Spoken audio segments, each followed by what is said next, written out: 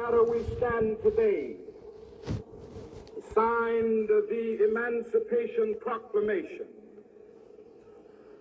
This momentous decree came as a great beacon light of hope to millions of Negro slaves who had been seared in the flames of withering injustice. It came as a joyous daybreak to end the long night of their captivity. But 100 years later, the Negro still is not free. 100 years later, the life of the Negro is still sadly crippled by the manacles of segregation and the chains of discrimination. 100 years later, the Negro lives on a lonely island of poverty in the midst of a vast ocean of material prosperity. 100 years later, the Negro languished in the corners of American society and finds himself in exile in his own land. And so we've come here today to dramatize the shameful condition. In a sense, we've come to our nation's capital to cash a check. When the architects of our republic wrote the magnificent words of the Constitution and the Declaration of Independence, they were signing a promissory note to which every American was to fall heir. This note was a promise that all men, yes, black men as well as white men, would be guaranteed the unalienable rights of life, liberty. The note was a promise that all men, yes, black men as well as white men, would be guaranteed the unalienable rights of life, liberty, and the pursuit of happiness. It is obvious today that America has defaulted on this promissory note insofar as her citizens of color are concerned. Instead of honoring this sacred obligation, America has given the Negro people a bad check, a check which has come back marked insufficient funds.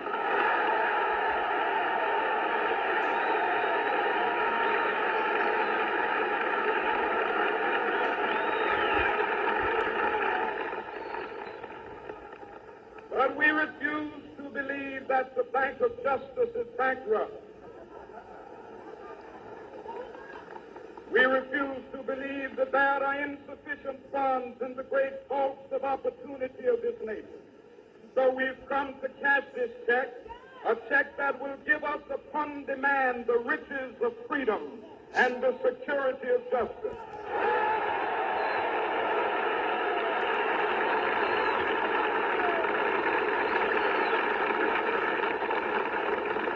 We have also come to this hallowed spot to remind America of the fierce urgency of now.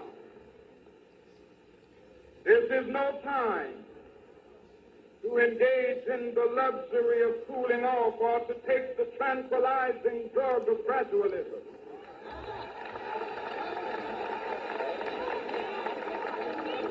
Now is the time to make real the promises of democracy. Now is the time to rise from the dark and desolate valley of segregation to the sunlit path of racial justice. Now is the time to lift our nation from the quicksands of racial injustice to the solid rock of brotherhood. Now is the time to make justice a reality for all of God's children. Yes. It would be fatal for the nation to overlook the urgency of the moment. This sweltering summit of the Negro's legitimate discontent will not pass until there is an invigorating autumn of freedom and equality. 1963 is not an end, but a beginning.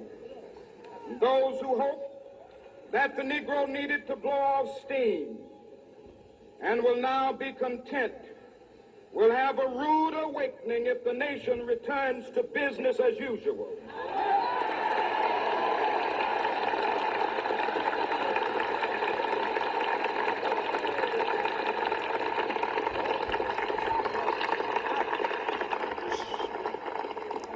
There will be neither rest nor tranquility in America until the Negro is granted his citizenship rights. The whirlwinds of revolt will continue to shake the foundations of our nation until the bright day of justice emerges. But that is something that I must say to my people who stand on the warm threshold which leads into the palace of justice. In the process of gaining our rightful place, we must not be guilty of wrongful deeds.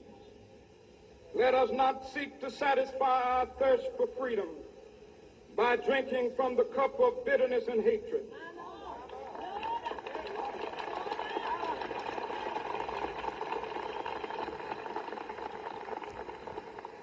We must forever conduct our struggle on the high plane of dignity and discipline. We must not allow our creative protests to degenerate into physical violence. Again and again, we must rise to the majestic heights of meeting physical force with soul force. The marvelous new militancy which has engulfed the Negro community must not lead us to a distrust of all white people. For many of our white brothers, as evidenced by their presence here today, have come to realize that their destiny is tied up with our destiny.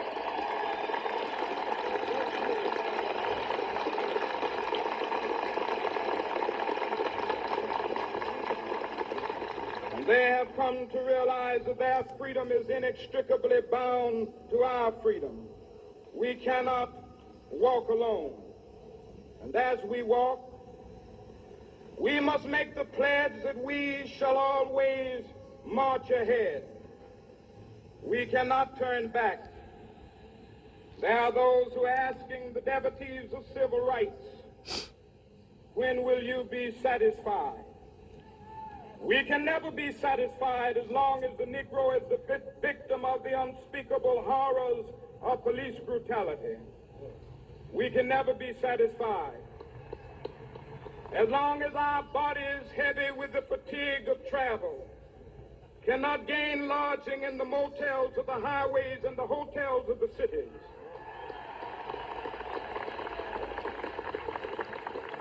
We cannot be satisfied as long as the Negro's basic mobility is from a smaller ghetto to a larger one. We can never be satisfied as long as our children are stripped of their selfhood and robbed of their dignity by signs stating for whites only.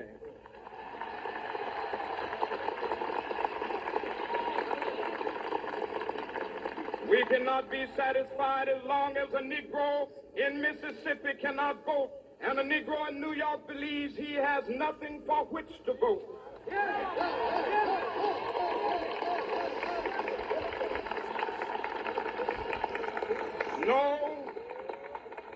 No, we are not satisfied, and we will not be satisfied until justice rolls down like waters and righteousness like a mighty stream.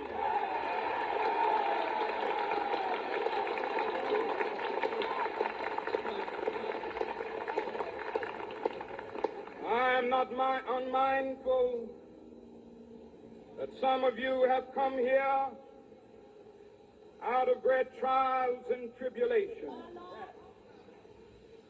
Some of you have come fresh from narrow jail cells.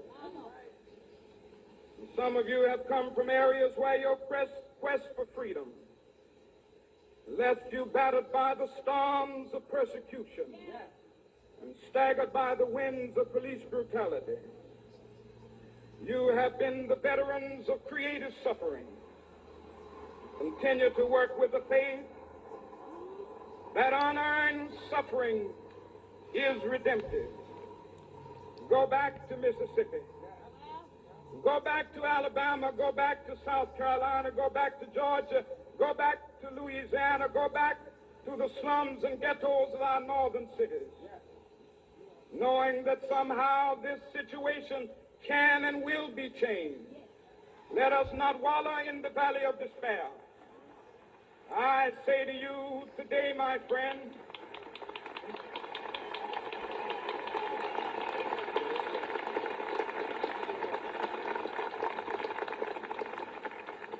so even though we face the difficulties of today and tomorrow, I still have a dream. Yes. It is a dream deeply rooted in the American dream. I have a dream that one day this nation will rise up and live out the true meaning of its creed. We hold these truths to be self-evident, that all men are created equal.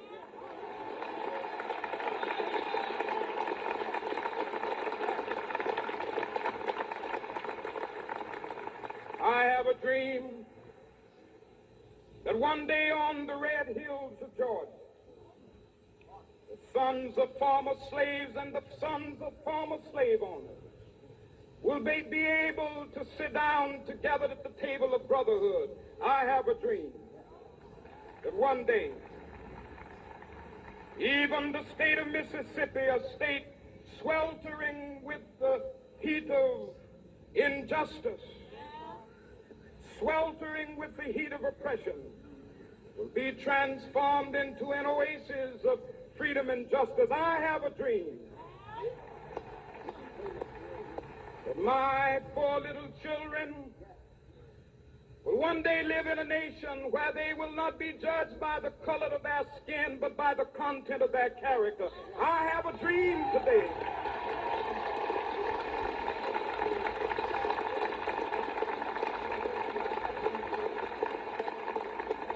I have a dream that one day, down in Alabama, with its vicious racists, with its governor having his lips dripping with the words of interposition and nullification, one day right there in Alabama, little black boys and black girls will be able to join hands with little white boys and white girls as sisters and brothers. I have a dream today.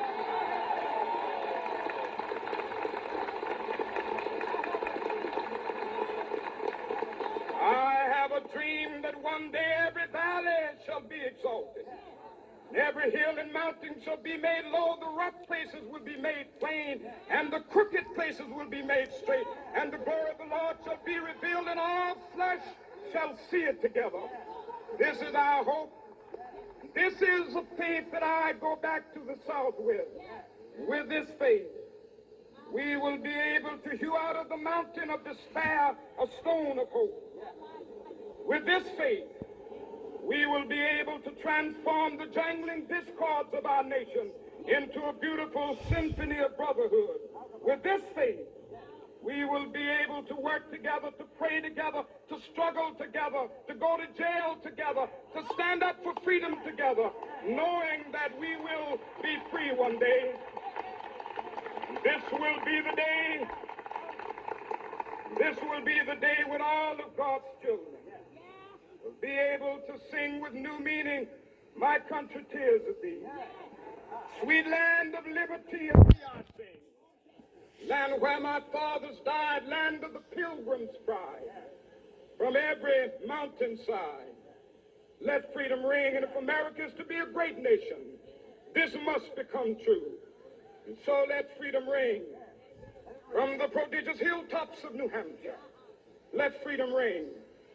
From the mighty mountains of New York, let freedom ring. From the heightening Alleghanies of Pennsylvania, let freedom ring. From the snow-capped Rockies of Colorado, let freedom ring. From the curvaceous slopes of California. But not only that, let freedom ring from Stone Mountain of Georgia. Let freedom ring from Lookout Mountain of Tennessee. Let freedom ring from every hill and molehill of Mississippi, from every mountainside. Let freedom ring, and when this happens, when we allow freedom ring, when we let it ring from every village and every hamlet, from every state and every city, we will be able to speed up that day when all of God's children, black men and white men, Jews and Gentiles, Protestants and Catholics, will be able to join hands and sing in the words of the old Negro spiritual, free